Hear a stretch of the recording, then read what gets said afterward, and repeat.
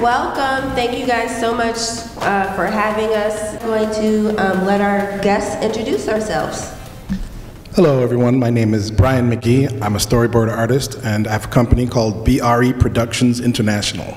Good morning, I'm SHARENA Hall and I'm the owner of SouthScout Locations. We're a location service that represents properties for filming. Check, check, check, check.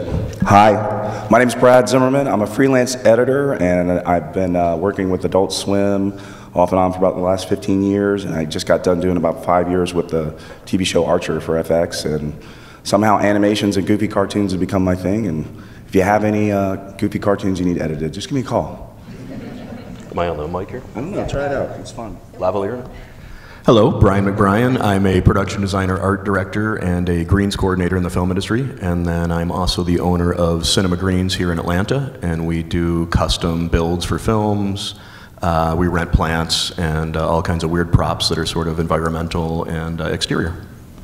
So these are previous guests who we've had on the show so far. You can go check out their interviews at gaboxoffice.com, and you can also see it on YouTube. We are also on Instagram and Twitter at GBO_show, and we're streaming this live on Facebook, guys. So our first web stream, woo!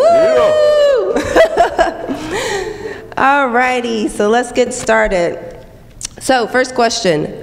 What was your first professional gig? My first professional gig was actually a movie called Biker Boys with Lawrence Fishburne. Lisa Bonet was in that too. Lucas Huss. So yeah, that was the first production that I was ever part of.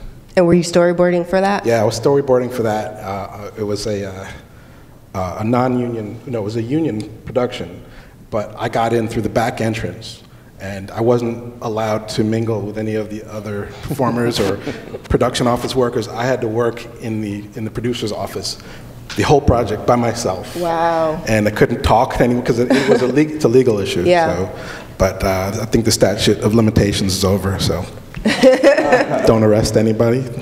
All right. SHARENA? My first professional gig in this industry was the first Ant-Man, which was a Marvel movie shot 4 years ago that BRYAN worked on also. And it was our very first location, and it was a home, a residential property that we initially pitched to them and said, hey, can we do this little scene with the movie? It's just gonna be a backyard party, no big deal, no shooting in your house. And it turned into, hey, can they take out your amazing windows of your $4 million house and throw some stuntmen through them? Wow. So yeah, it was a lot bigger than we expected, but that was our first big deal. Nice. My first gig was at Radical Access Animation Studio, which was a small studio in Atlanta. About 15 years ago, I was bartending, and I put my name out, you know, at the time, I think the only website I can think of that was related to the industry back then was Mandy.com. I don't even know if that's still around. You remember that? It is. Yeah, okay, so yeah, so, but anyway, so yeah, I put up basically a bunch of malarkey saying I could do all these things. I was shooting wedding videos, and that was really all I was doing, but I made myself appear to know more than I did. And I got a call from Radical Access Animation Studio, and they said, we need a line producer. And I said, I can do that. I'm shaking my head like, but sure, I could do that. And about 3 weeks into that job, they came to me and very gently told me, Brad, we love you, but you're a terrible line producer. But we have a new edit. Would you like to do that? And at the time, they were working on Aqua Teen Hunger Force. So that was my first foray, and I was so thrilled to get that. And, you know, as it were, you know, again, just being very green, but putting in a lot of extra time to try to learn how to edit animation, and that was it. It happened, and I got lucky, and they liked it, and here we are, you know, years later. So that's my story. I'm going to age myself a little bit, but it was 1997 when I moved to LA and took a chance. And my first film, I happened into contact with Robert Zemeckis, and I was an apprentice greensman, which, if you know what a greensman is, we deal with all the plants and the exterior environments. But just a complete surreal experience to leave Michigan, move to California, and then suddenly it's like Robert Zemeckis is like, hey kid, can you move that plant? And Jodie Foster's wandering by and Rob Lowe and James Woods, and you're like, holy moly. But yeah, quite an experience. That's cool. Yeah. Awesome. All right, so we're going to start with ladies first. So, SHARENA, what do people need to consider when looking for a location for their film or project? You know, originally you know, being on the production side would, you know what you want creatively, you know what you want it to look like, or you think you do. You're in the first round of knowing what you want, right? Which changes a lot.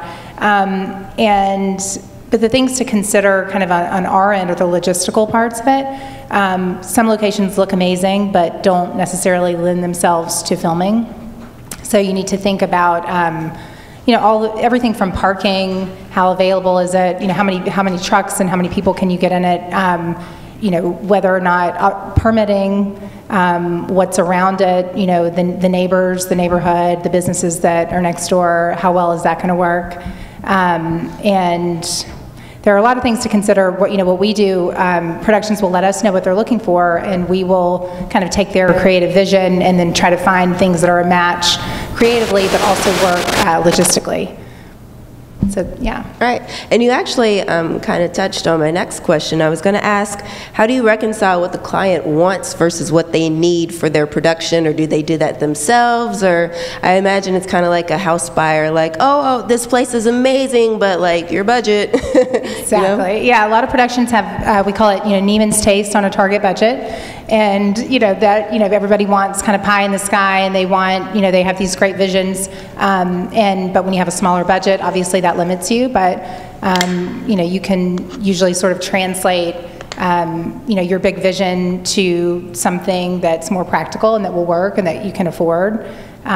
So we do a lot of that. A lot of times the productions sort of, weed that out themselves, you know, when they find out, you know, what the rate is for certain locations, and it just naturally happens when they realize that this is what they can afford. And a lot of times we help them with that and say, you know, okay, you want a really amazing, your script calls for this really fancy office building, you know, or even like, you know, a hospital. Somebody might want a hospital. It's very expensive to film at a hospital, so we can say, you really don't need a hospital because you're only going to be showing these parts, right? So let us help you find locations that are, you know, you can dress a room to be one hospital room. You can transform right. into a hospital. Right, and make it look like you're in a real hospital, but you're not. And that's more affordable and, you know, just more doable for most productions. Alrighty. You have a background in marketing and PR, and you mentioned in your interview how that helped you when starting SouthScout. So what are some marketing and PR tips you can share that would help filmmakers and others in the biz of film? Yeah, I think marketing and public relations is key in any business, and that's definitely helped us, you know, being that's what I did in my previous life. And I would say just use any way you can to get your name out there. You know, obviously social media is the thing now, which I feel like when I actually worked in PR, I worked for Spanx and the Red Cross. Probably if I tried to get a job in PR right now, I couldn't get it because the world has changed so much. It's so social media now, which was not the case. You know, when I worked in PR, we were sending like legit press releases and press kits and, you know, things like that, and that's kind of archaic now. So social media is obviously the biggest thing.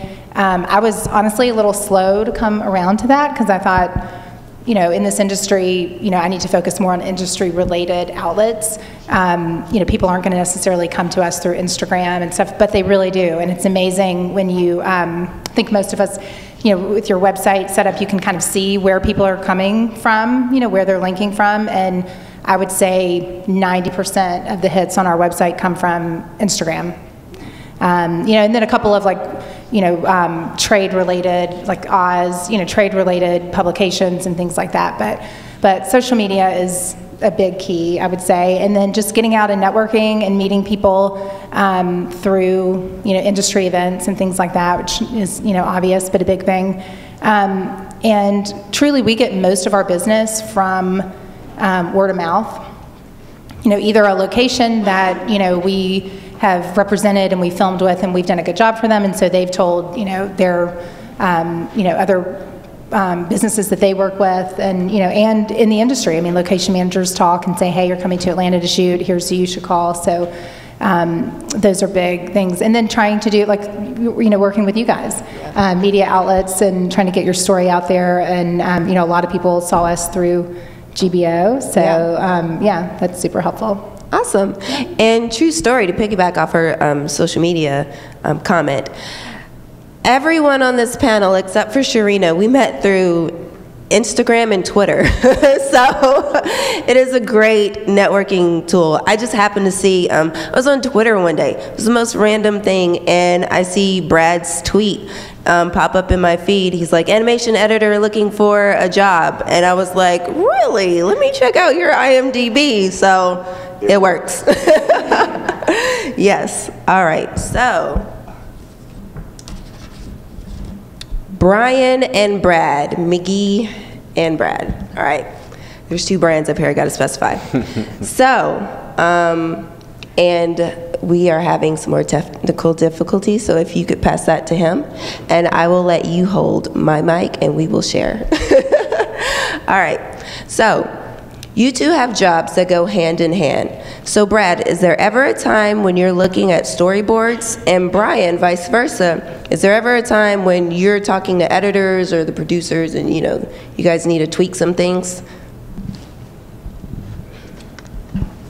Oh, so are there, sorry, say that again. So are we talking with the producers? Is that what you're saying? So, no, is there ever a time when you as an animation editor need to look at the storyboards or use those to, talk about that, and then vice versa? Well, Bryan and I were just talking about this, and we haven't met before this day, but our worlds have been intersecting for a long time now, actually. And I guess in the same way that, say, when I was doing Archer, I was editing on the front end doing radio plays, meaning that I would take the actors' dialogue, all their takes, they record separately wherever they are in the world. So I would take their takes and stitch them together, and if I'm doing my job right, it sounds like they're talking together. During that time, I'm just referencing the script and what Adam Reed wrote prior. So I'm imagining what's going on in my head as I'm doing this audio. Then somebody like Bryan, you know, would be on the, at the same time doing storyboards, reading the script, not hearing the words. So we're coming together from those two different, you know, the two different paths, as it were. One side, I'm imagining the picture, and on the other side, they're imagining what it sounds like. And then we put them all together in a non-linear editing program. So we can tweak the timing and eventually lock down the timing of the show before the big train of animation takes off and 80 to 100 editors, compositors, 3D artists get to work. So from my end, no, I really didn't. I would hang out with the storyboard artists usually after work and commiserate on our long days, but as far as seeing the work, it's not until my work's completed and their work's completed that everything comes together. Yeah, storyboards usually come before editing on the production pipeline, so it's not often that I get a chance to meet and kind of watch what the editors do, but on my second film, which was Too Fast, Too Furious, down in Miami Beach, I got to sit in on a editing session with John Singleton and the editor on that film, and wow, like I didn't know how much of the film is made by the editor. I thought, you know, camera, director, boom, that's everything needs to be, everything that you need is done on the shoot.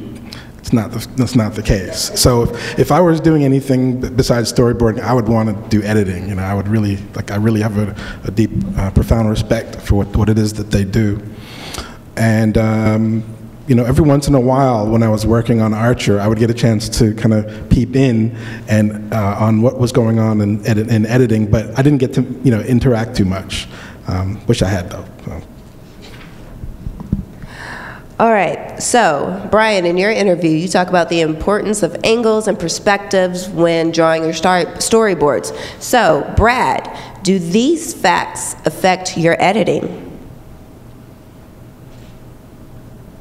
I would say yes, very much. It depends, and this is where live action and animation separate a bit, because the storyboard artist is usually, you know, what a storyboard artist will do in animation dictates very closely close-up shot, wide shot, medium shot, you know, the angles tend to be duplicated or replicated almost on point with what the storyboard artist is doing.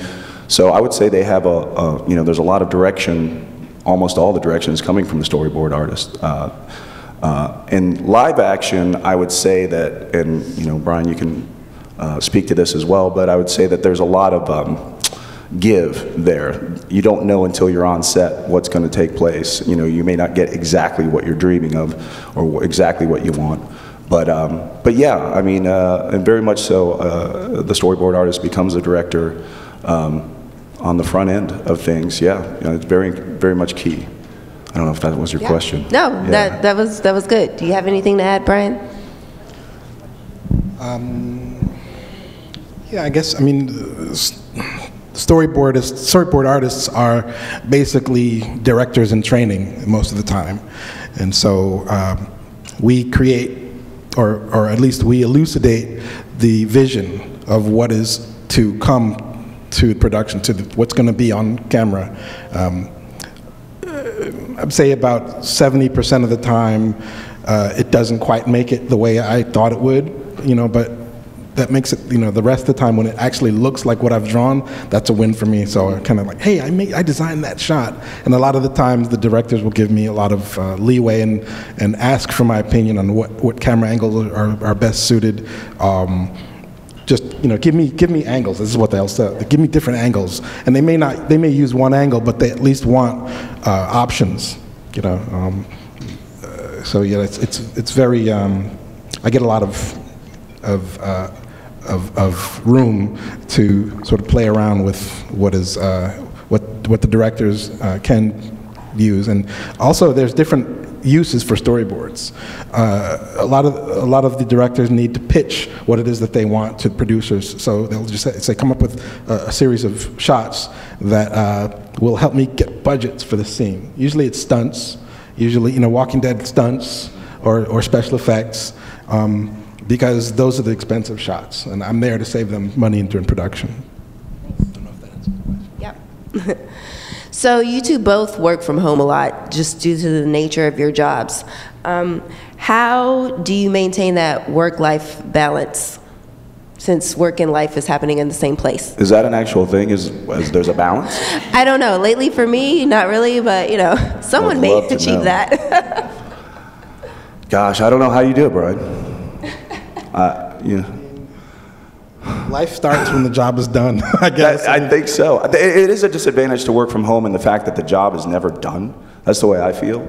You know, I don't know how many times I've gotten ready to go to bed, and you know, the thought of the day enters my mind. It's like, you know, I could be making this that much better if I just keep going. You know, and right. So yes, and it's project based. So I think for me, it's a lot of like full throttle. Don't stop until it's done. And then the way, you know, in the freelance world, in my world, yeah, I mean, it's exhausting. You don't ever stop. There is no balance. You know, it's always there. But when you're done, you know, and then you can take a few days or weeks or hopefully not months, but to recharge and then do it all over again. Yeah, last time I worked on Godzilla, and there were a couple of scenes there that were challenging to me, and I remember just going to sleep and in my mind trying to work out the scenes. You know, in my sleep, I'm trying to figure out what scene would work best, what shot would work best, what angles, and I gotta put that shot before that, and I gotta do alternates, and you know, so it becomes a little bit crazy because I don't get to separate. But I love what I do so much. I wouldn't want it any other way, honestly. I mean, I guess you kind of have to be a little bit of obsessive in that sense, and so it suits me. So, hold on. Oh, next thing. So, in Brad's interview, in Bradley Zimmerman's interview, he talked about doing a lot with a little. So I know you guys have great stories about how you had to do a lot with a little, and we will start with BRYAN McBRIEN. It's bound to happen. A lot with a little. Boy, that's a tough one. Usually when I'm a greens coordinator, I'm doing larger budget movies, the Furious franchises, a lot of the Marvel franchise. But yeah, you're still forced to work within the budget and the constrictions that the art department places on you. Production designing, that's a whole nother world. When you're doing the low budget, which I think a lot of people, if you've started off in the industry, you're familiar with literally taking your own furniture from your house, pictures from your own walls, you know, clothing. I don't know how many times my own material has ended up in a film or friends' material. But yeah, I mean, a lot with a little. I mean, it always depends. I mean, every film is so different and every genre is so different. You know, and one of the things a lot of people don't realize is when you do a period film, it actually escalates your costs so much more. So when you see period film and low budget in a script, you almost want to run. I don't think you're done. Anyone? Oh, no, please. Well, a lot with a little, gosh. Well, I think that was kind of the adult, I will just speak to Adult Swim quickly, and that was the philosophy that I learned from, and especially with Adult Swim. You know, I think a long time ago, people weren't paying attention to us as much, and we didn't have the budgets. So, you know, yeah, instead of having all the luxuries of having a large crew, say, that a lot of West Coast production facilities had, you know, we didn't have 5 editors and assistant editors and people searching for music and doing Foley. You have one person doing that. And, you know, in some ways, I think it actually speeds up a process. You know, there's not as many cooks. I agree. Not too many cooks. In the kitchen. Right, spoiling the broth. Yeah. But yeah, no, and that's where I came from, and that's how I'm used to working now. So I find it's actually more difficult for me to enter a larger process, a bigger production. I want to be that guy who's just like, no, I got this, you know. And yeah, so it's scrappy, and you know, it can be frightening because you don't have as much feedback. But also at the end of the day, it's very rewarding. Like Brian said, when you see, you know, something you did specifically hit the screen, you're like, yeah, that was me. I did that. Anyone else? No? Okay. All right. So, last question, and then we'll get to Q&A. Bryan and Bryan, so in both your interviews, you talked about how, Bryan, you talked about how you watch movies without the sound, and that gives you inspiration for storyboarding, and you talked about you know, people who want to get into the industry, you should watch movies, watch the behind-the-scenes content. And I find that people coming up now, since a lot of people are cutting the cord, as it were, they're not watching movies and TV. But they want to be in this industry, and that just makes no sense to me. So can you guys touch on why it's so important to watch that content? And is there a particular movie or behind-the-scenes content that you guys would recommend? Hi, I'm Stereo. Stereophonic. When I first started storyboarding, or rather before I started storyboarding, I realized that this particular line of work would fit me so well because I've always been a movie buff and I always loved comic books. I've always loved sequential art. And I figured, oh wow, I can do storyboarding. You know, that's the next step for me. So I went crazy. I went and bought every DVD, you know, bargain bin, the latest thing, whatever I could get my hands on, and I obsessively watched all of the DVDs that I had with director commentary, production documentaries, just to get my head around as close as possible to the way films were made. Reading books, just basically educating myself on the language of filmmaking.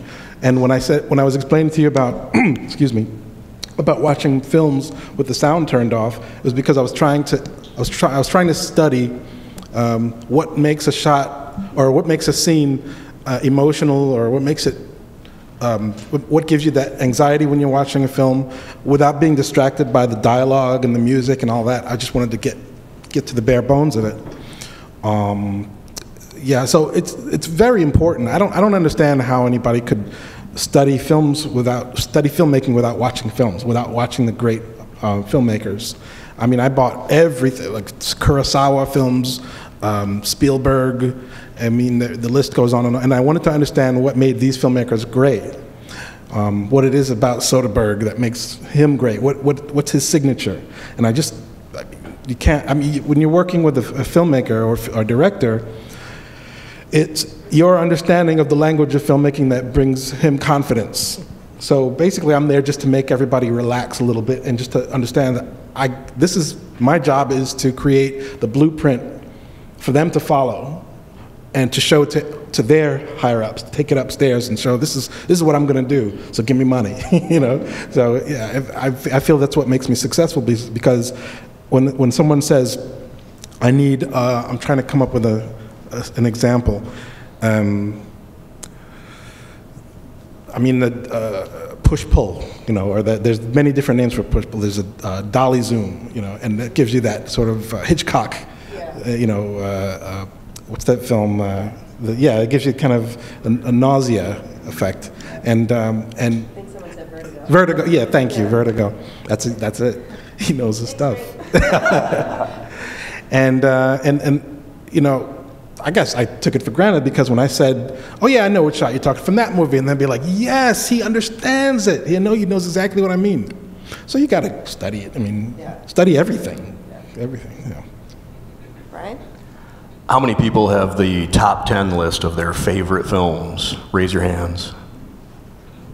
And the strange thing for me, and I asked that because when I first started in film school, I think every single one of us, whether it was Guilt, we all had Citizen Kane as number 1 or 2.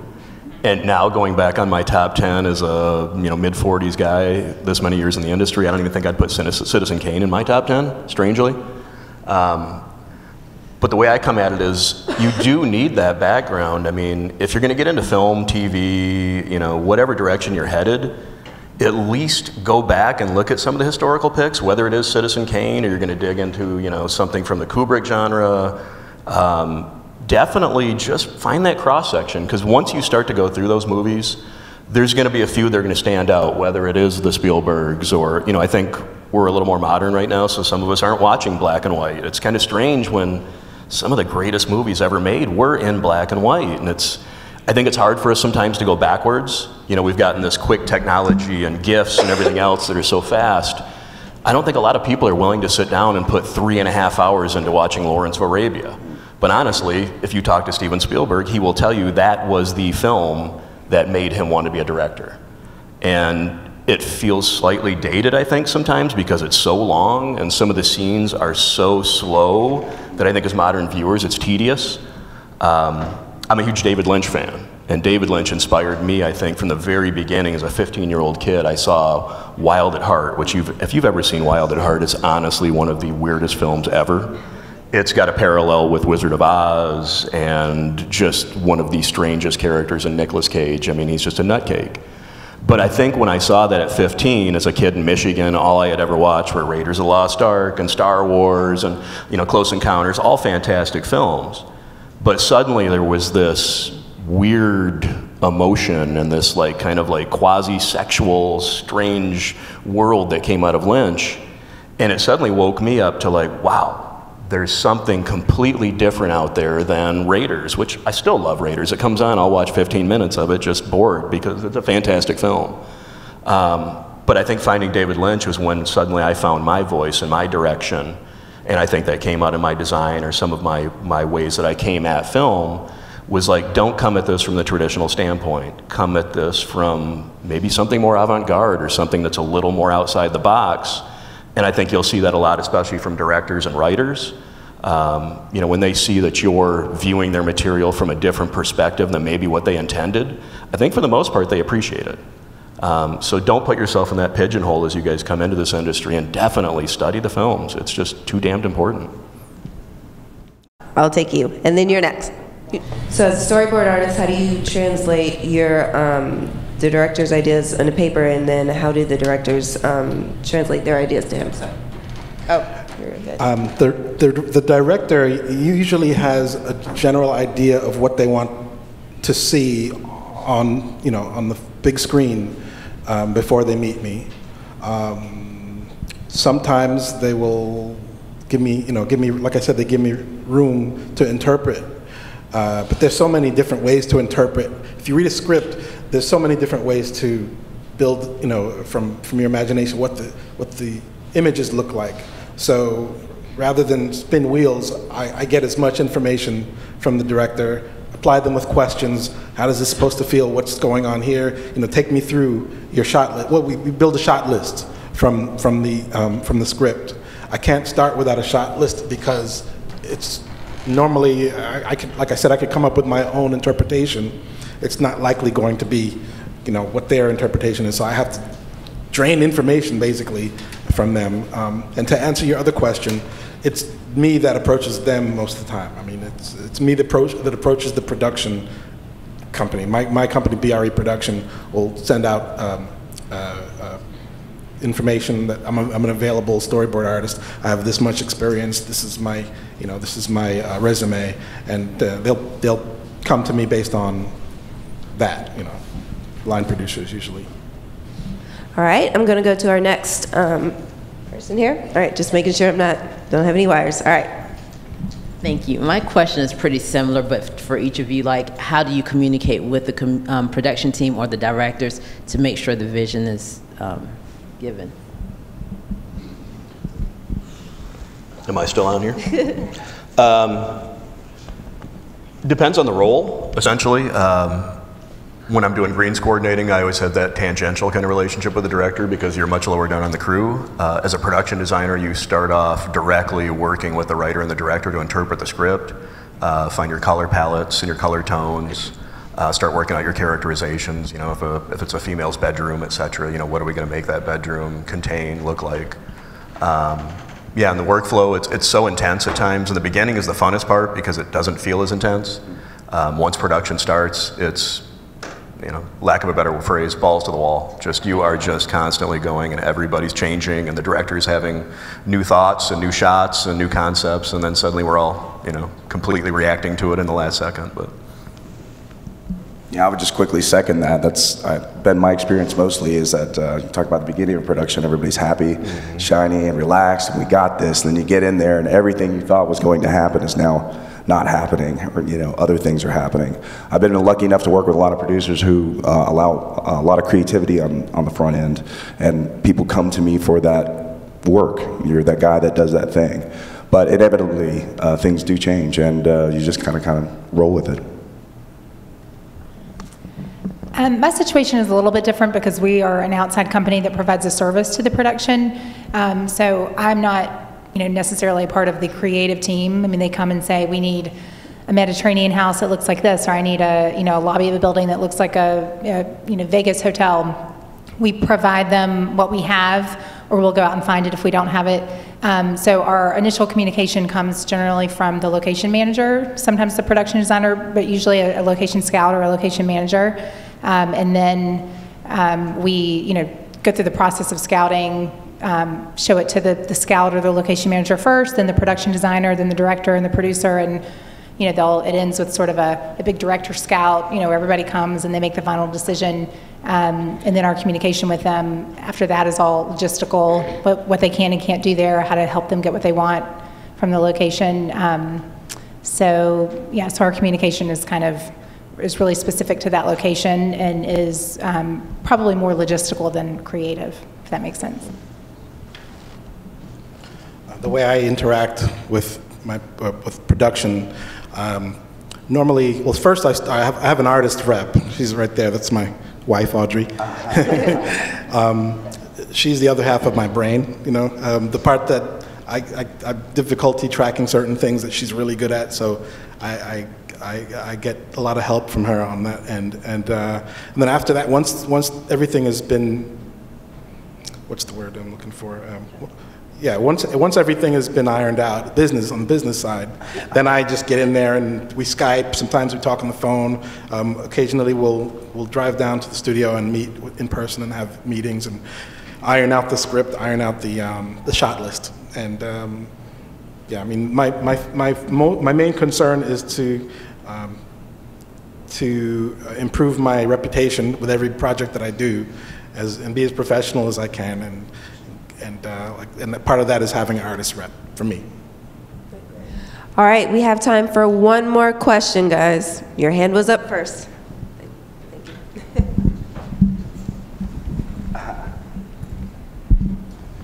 My question goes more towards Brad. So although it doesn't fit specifically my grants scheme of dreams. When I was younger, I was always really interested in animation and learning how to do it. And I was like, I must have been like 12 years old. I got my first rinky-dink software, messed with it, didn't really know what I was doing, gave up, uninstalled it.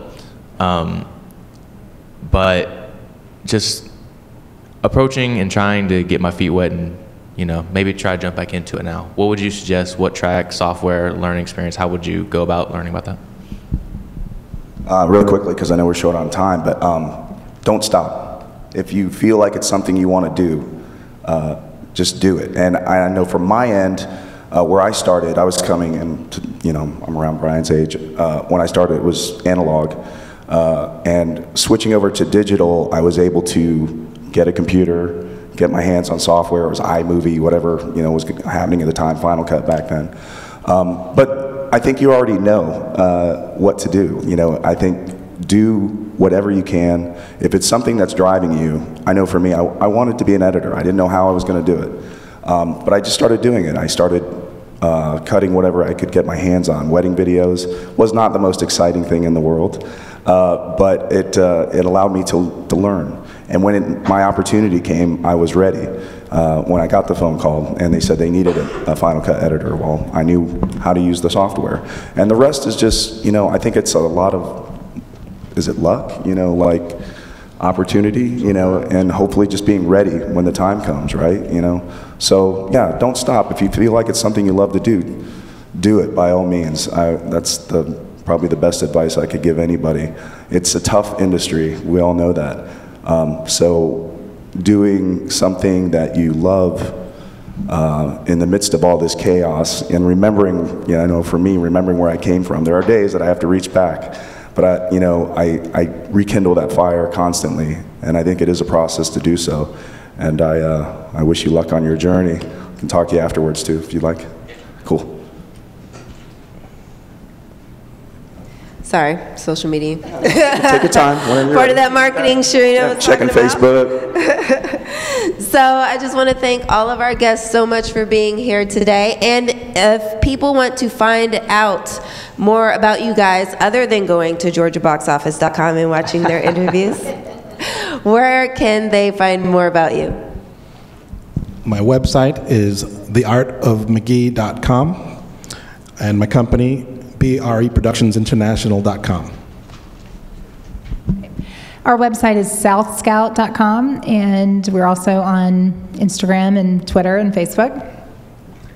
I am a terrible networker, I admit it, but I'm learning that you should never stop doing that, no matter how high profile the gig as well. So website's under construction, but you can find me on Facebook and Instagram and IMDb, Bradley Zimmerman, and I've got cards printed up. I'm learning, so I have 100 of them, so everybody gets one today. Best visit us at www.cinemagreens.com. We'll be doing a relaunch on our website, and then come visit us. We have a farm in Hampton with a big 1897 farmhouse. You can actually see a lot of it on GBO. Frank shot some really great drone footage. And then our new division opens in East Point, which we hope will see all of you art folks there. It'll be CAP, Central Atlanta Props, and Cinema Greens will be 170,000 square feet of props and plants and set dressing and Halloween and Christmas, so come visit anytime. And just back to the networking thing, I did want to say thank you very much to Georgia Box Office for this opportunity and exposure. It's awesome. Thank you guys. I appreciate it so much. And just real quick, for all you indie filmmakers out there, Sharena and Brian do work with indie people, so, you know, no matter the budget, you guys can work something out. And thank you guys so much for being here. Give yourselves a big round of applause. Thank you to all my guests, Brian, Sharena, Brad, and Brian. And visit us at GABoxOffice.com. Thank you guys so much. I had a great time.